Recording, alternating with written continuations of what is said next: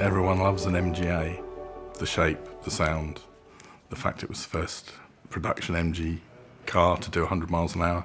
That's why people love them.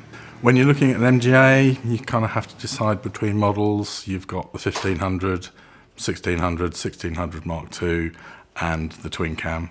The twin cam is the rarest of the MGA, but the engines can be a little bit delicate, so people are a little wary of them. Perhaps the most popular is the 1600, the Mark I. It's got nice grille, nice rear lights. The 1600 Mark II has a little bit of a recessed grille, so people like the Mark I 1600. Then you've got the earlier 1500, which is a popular vehicle. They're all popular. So what should you be looking for and at when buying an MGA? What are the key areas you should be inspecting? And what are the key issues you should be aware of? The first thing really to look at are door gaps, because that gives away a really good restoration if it has indeed been restored. The MGA has a chassis and a body that sits on the chassis, and it's the last MG before going to the MGB, which was a monocoque assembly. Look at the chassis, especially at the front end. Quite often you can find there's accident damage. Have a look and see if you can see anything bent on the chassis. Look for corrosion on the chassis.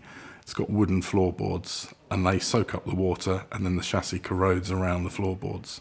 You need to check the condition of the body, making sure that it's all straight, the doors shut well. Park it on a slope if you can and see if that changes the way the doors open and shut.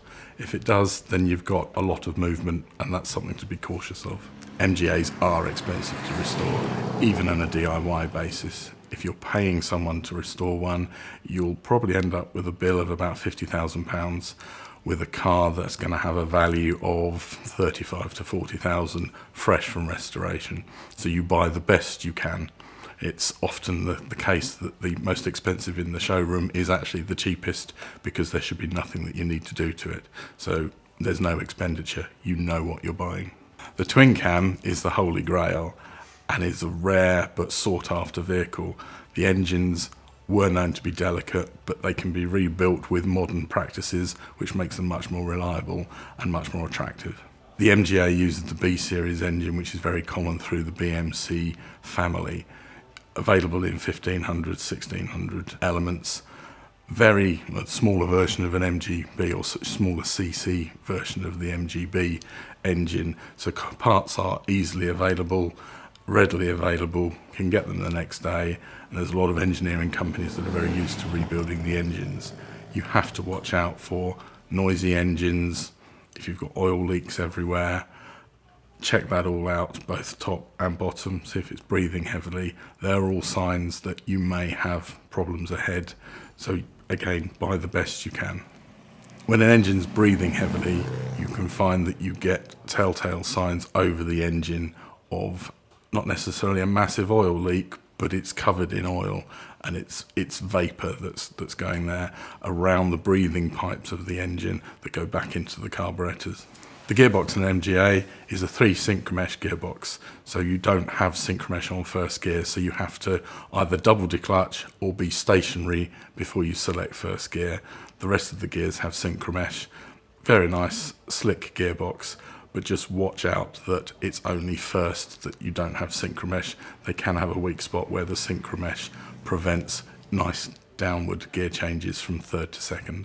When on a test drive, you want to make sure that the gears go up and down the gearbox nice and smoothly. You want to make sure that it stops in a straight line. You've got good oil pressure, so somewhere between 50 and 70 psi, and that there aren't any nasty noises, any suspension knocks. It should be well planted to the floor, and you should be able to sweep through bends without feeling that you're going to fall off the road. Rear axle on an MGA is a banjo type axle, so it's where you can remove the half shafts and the differential can come out of the front. They're nice and easy to work on and quite straightforward. Bearings to change are a lot easier than on an MGB because you can actually just take the housing off the end. It's just a special nut on the end which you'll need a special tool for. When looking around the car, check the wire wheels, take your trusty biro and run it round the spokes. You should ding all the way around. If you've got a dull thud, then there's a loose spoke, so you may have to have a replacement wheel. Trim on an MGA is really a visual check to see that it's all okay. Pay particular attention to the steering wheel. The early Bakelite wheels crack and they can be quite painful because they can cut you. Replacements are available, but again, it's another cost.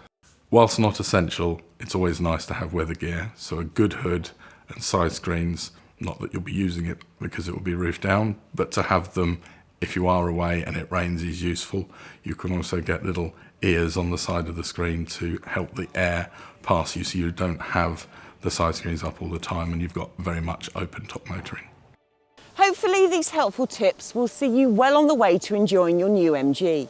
For more free pre-purchase advice, then simply contact the MG Owners Club technical team via the website or the technical hotline.